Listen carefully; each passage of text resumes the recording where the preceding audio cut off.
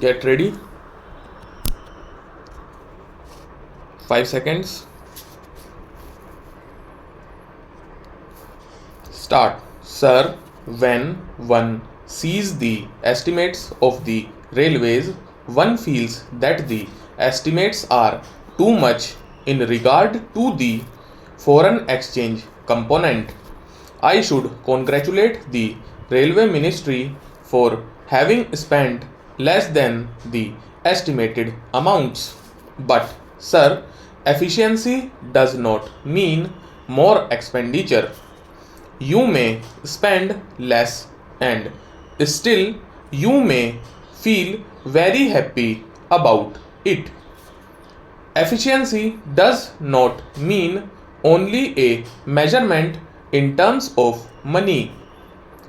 Delays, inefficient administration, late running of trains, losses, delay in moving the passenger and goods traffic, all these contribute to a setback to national development as well as efficiency.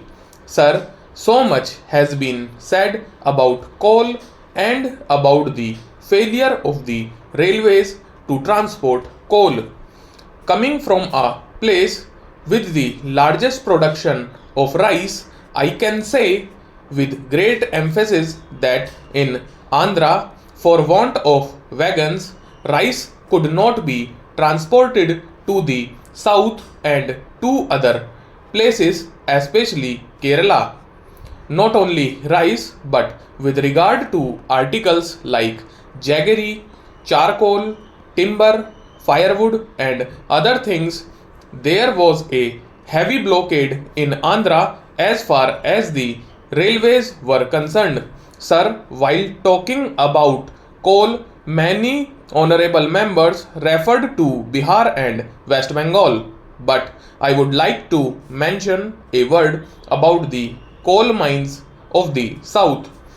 For want of wagons, about 7 lakh tons of coal continued to lie at the pit heads, and all this could not be moved to the south where there was a great demand for coal.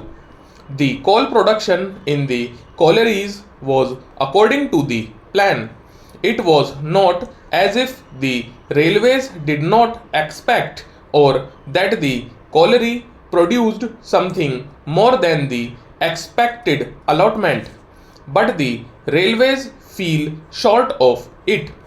In this connection, sir, I would like to point out that when there was an uproar in Parliament in February over the shortage of wagons on the southeastern railway, instead of trying to solve the problem in a more practical and in a good way, immediately the railway minister said that he had switched off 150 wagons serving the collieries belonging to the Central Railway to the Southeastern Railway.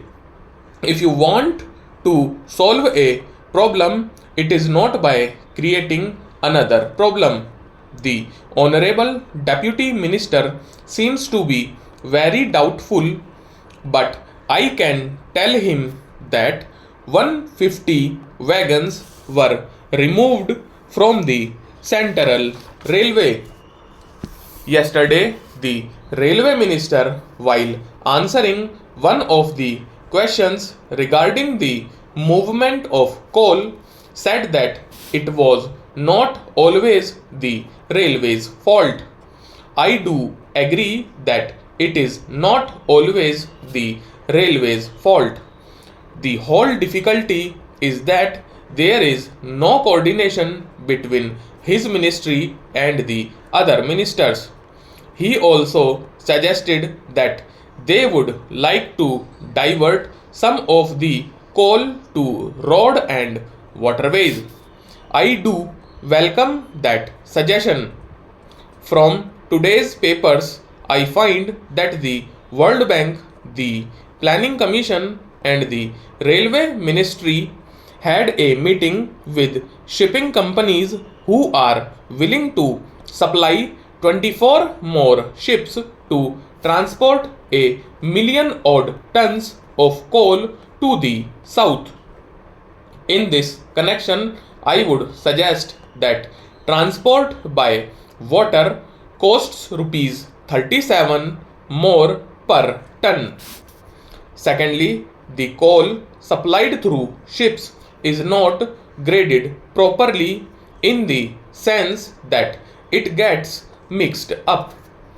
When they supply it to industries, the latter do not get the proper quality and what they get is not up to the mark.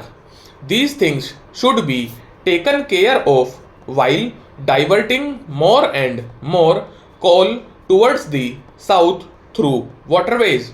Sir, I have to say another thing.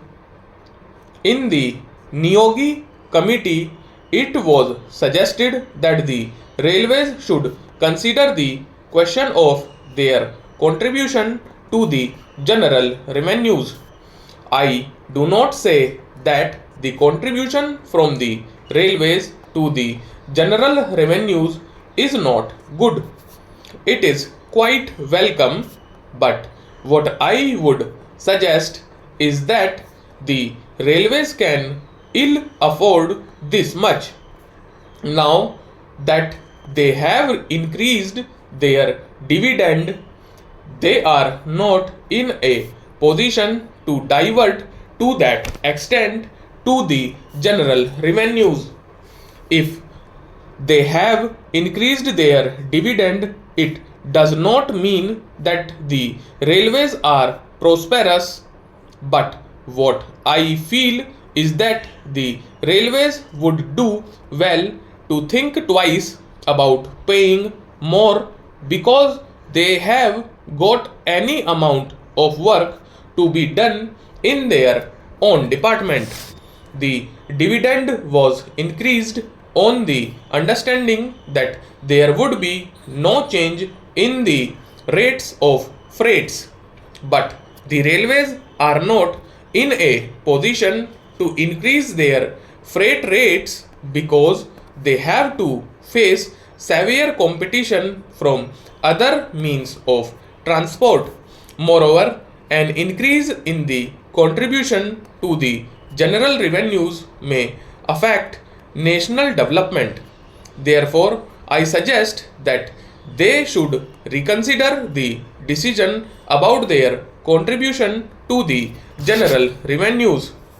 Sir, the railways are a curious combination of a commercial concern and a public utility organ.